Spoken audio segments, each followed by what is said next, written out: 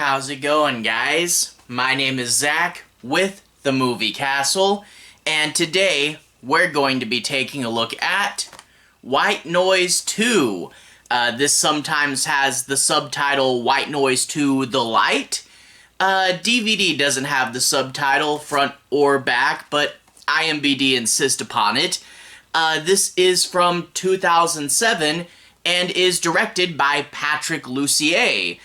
Patrick Lussier, most known for being a horror film editor. He's edited classics like Scream and H2O, but he has done a bit of directing, and in general I like his films. They're kind of on the cheesier side, but in general, really fun. He's directed My Bloody Valentine 3D. That's probably his biggest film, but his best film, the Nicolas Cage movie, Drive Angry. That one's really fun. This movie stars Nathan Fillion, Katee Sackhoff, and Craig Fairbrass. And I guess I should recap part one, or at least my thoughts on it. Part one, I thought was a good movie. Not great or anything, but, totally passable, but kind of forgettable. And it is a duology now with part two. And you do see this a lot in regards to horror movie duologies, horror movies that only get to part two. A lot of those are movies that were pretty good but not grade A gold star classic movies. And then a sequel that wasn't as good as the first. And that kind of tanks any chance of White Noise 3, And you do get in the horror movie space a ton of duologies that are a similar thing. However, saying not as good, technically, yeah, from a technical standpoint, but I don't feel that accurately describes the situation. As I said, White Noise 1 is good, but ultimately kind of forgettable. I don't think I'm gonna be forgetting White Noise 2 anytime soon. It is very cheesy. This guy has a near-death experience, and he starts seeing glowing light around people that are going to die, and it kind of becomes a Final Destination, almost superhero thing, where he's running around the city, seeing people with glowing lights and trying to stop them, while the ghosts are getting up to all their wacky shenanigans, and yeah, you do see a bit too much of the ghost, and there is a bunch of really just over-the-top sequences with these, again, Final Destination-style deaths. It gets pretty good. Again, not a technically good movie by any means, but a really fun, cheesy movie. If you guys like bad movies, if you like to do a bad movie, horror movie night or something, this is definitely a good candidate. Good to watch, kind of turn your brain off, and laugh at the cheesier moments. It does get over the top, and it does get kind of silly. And in regards to that, I won't spoil it, but the reveal in this movie, of course, you dig up a bit of a mystery, and then you get to a reveal, and it is totally one of those why would it work that way though moments, where it's like, oh, if this happens, then this happens.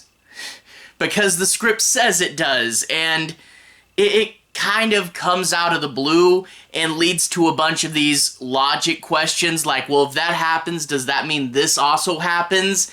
And you can tell the movie really doesn't want you to overanalyze it, and it kind of does put a damper on things because it gets a little bit dark, but that being said, it gets kind of stupider as well. So the ending, I was kind of enjoying this, mid-level cheesiness, and then it drifts kind of into pretty stupid territory. So, yeah, don't go in expecting a good movie or anything, but it is still pretty fun, and I have to say, I had a good time with it, but yeah, know that going in. It's a cheesy, mid-2000s, PG-13 horror movie that is, kind of bordering on, weird procedural cop territory with him running around the city.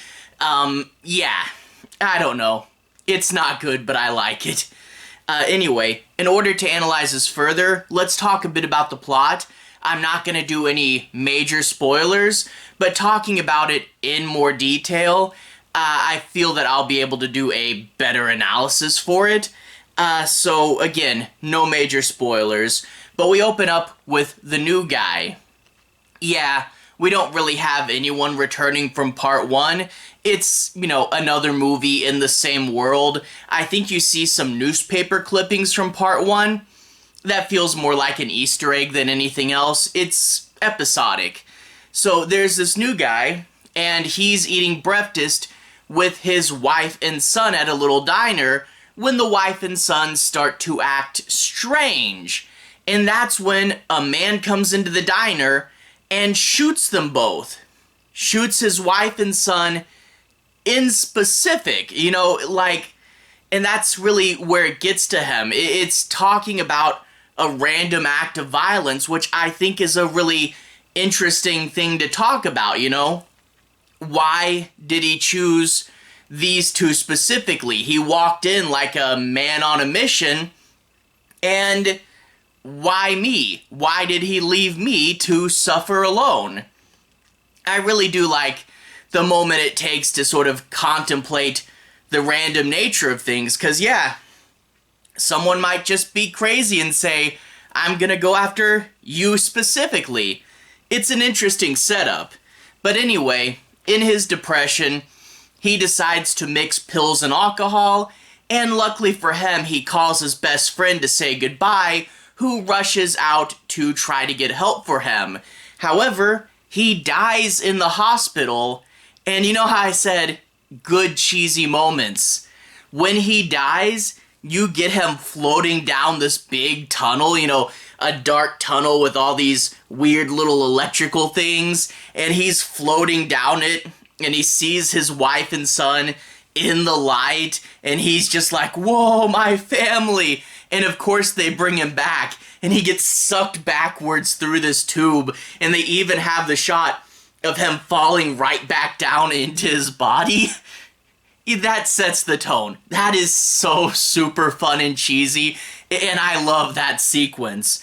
But anyway, he wakes up, and the doctor says, you got brought back to life. You died briefly, I brought you back to life, and I specialize in near-death experiences, which is why I pulled you aside.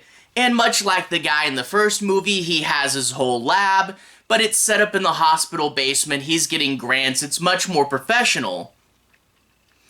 Writers still don't quite understand the science, though. They find the way to say EVP way too often, and when they start addressing the changes in him, they start to say something along the lines of, you're like a human EVP. I don't think they quite know what that word means, but you have to say EVP until this connects to the first movie, okay? But he has his TVs there, because again, those were in the first movie. At least this time around, he talks about doing something to them, which explains why he's getting the signal. And he sees something in the TV, and they're like, you're not supposed to see EVPs until they've been processed later. Not technically the case. Really, if you're looking and you're sharp enough, you would be able to hear them. And again, EVPs aren't a TV visual thing, but whatever. He can see the EVPs now, so he's going to see TVs just randomly out in the world that will give him clues and pieces, and things will go staticky, and Ghost will show up in the TV. But his biggest power is to see the light. Now again, they call him like the human EVP thing, which EVPs and seeing the light on people's faces, two totally different things, but they are just trying to tie it into the first movie. But seeing the light, again, playing upon real-world phenomenon. There's been several cases where people have the ability to know when someone's gonna die. You see it a lot with, like, nurses and stuff. Seeing a white light or just something on the face. Stephen King would play with this in Dr. Sleep when grown-up Danny Torrance would see flies on people's faces that are about to die. So I really do like playing with real-world phenomenon and incorporating that into the movie. But, of course, he's going to go out there and see people with the light, and he has to decide what he's going to do about it. There is an opening text crawl in this movie, and it says something along the lines of, I think, if you live in a big enough city and you're out and about, you'll probably cross paths with roughly 1.7 people who are going to die soon and you just don't know it.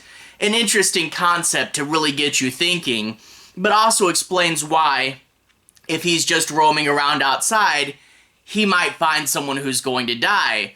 And of course, he's going to start saving people. And yeah, it's kind of cheesy. Reminds me a bit of the TV show Early Edition, I believe it was called, where he has the newspaper from the next day. But he's going around saving people. He's carving notches in his mirror every time he saves someone, and he's putting memorabilia on the mirror as well. And it's a fun, cheesy little concept that I kind of wish this was a white noise TV show instead. Imagine doing this every week for 24 episodes a season. That would have been pretty cool.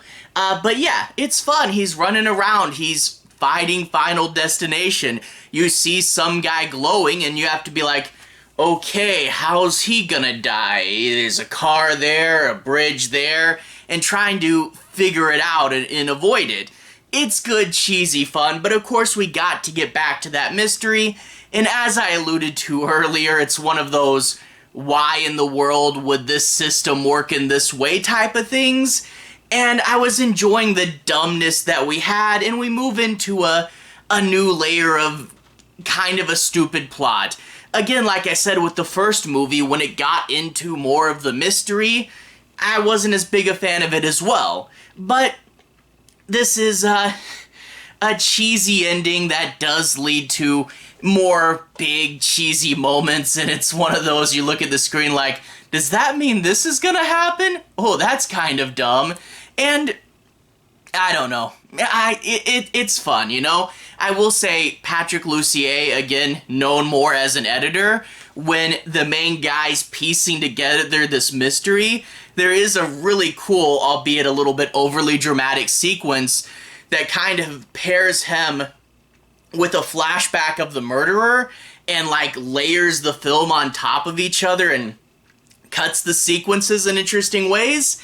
Again, a little cheesy, but I thought, yeah, it's a pretty fun sequence and kind of an editor just having fun with his film, you know? So, White Noise 2, again, I can't say it's a good movie, but I did enjoy it, and I'll probably remember it more than White Noise 1. White Noise 1, I had to kind of crank that review out really quick, because I was really worried I'd forget what happened in it.